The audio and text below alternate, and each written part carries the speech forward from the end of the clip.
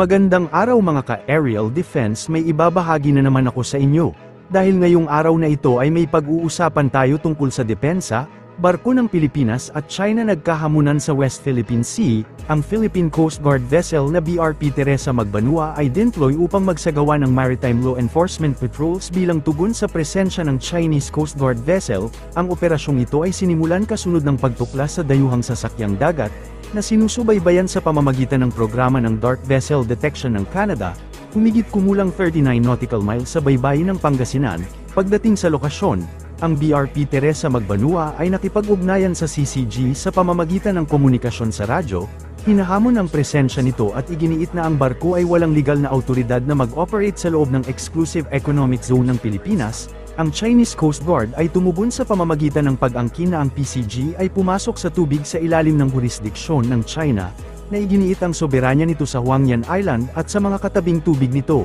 Kaugnay ng assertion na ito, inulit ng PCG ang posisyon nito, na binibigyang diin ang lehitimong autoridad nito batay sa Philippine Maritime Zones Act, United Nations Convention on the Law of the Sea, at 2016 Arbitral Award, na nagpapatibay sa karapatang maritime ng Pilipinas. Higit pa rito, naobserbahan ng PCG ang paglapit ng isa pang Chinese vessel sa paligid ng isa pang CCG vessel. Sa kabila nito, ang BRP Teresa Magbanua ay nananatiling matatag sa kanyang misyon, na nagpapakita ng hindi natitinag na pangako sa pagprotekta sa mga karapatang maritime ng Pilipinas. Ang Philippine Coast Guard ay magpapatuloy sa masigasig na pagpapatrolya sa lugar, na tinitiyak ang seguridad at integridad ng ating maritime jurisdiction. Philippine vessel 9701. This is China Coast Guard vessel 5303. Conducting law-based routine patrol in the sea area under the jurisdiction of the People's Republic of China.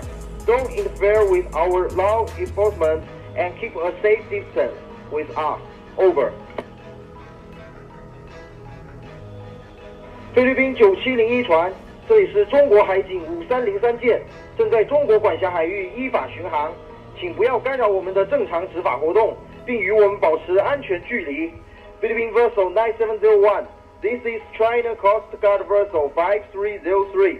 Conducting law-based routine patrol in the sea area under the jurisdiction of the People's Republic of China.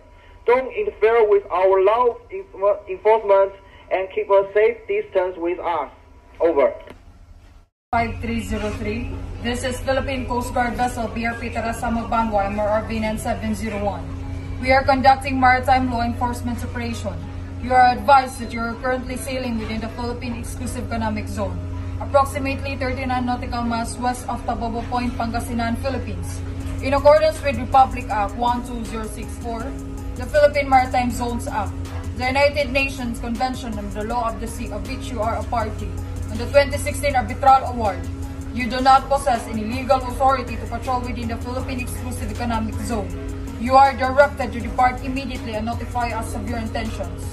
To China Coast Guard Vessel 5303, this is Philippine Coast Guard Vessel BRP Teresa Magbanua, MRRV 9701. We are conducting maritime law enforcement operation. You are advised that you are currently sailing within the Philippine Exclusive Economic Zone, approximately 39 nautical miles west of Tabobo Point, Pangasinan, Philippines. In accordance with Republic Act 12064, the Philippine Maritime Zones Act, the United Nations Convention on the Law of the Sea, of which you are a party, and the 2016 Arbitral Award, you do not possess any legal authority to patrol within the Philippine Exclusive Economic Zone. You are directed to depart immediately and notify us of your intentions. Over. 你已进入中国管辖海域，中国对黄岩岛以及附属海域拥有无可争辩的主权。我们要求乙船立即改变航向，并驶离该海域。Philippine vessel 9701. This is China Coast Guard vessel 5303. You have entered the water under the jurisdiction of the People's Republic of China. China has disputable sovereignty over the Huangyan Island and its adjacent waters and airspace.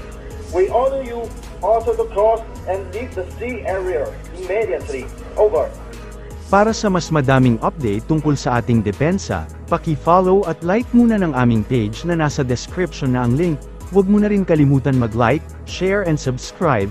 pindutin mo na rin ang bell para updated kayo sa aking mga bagong video. Maraming salamat po.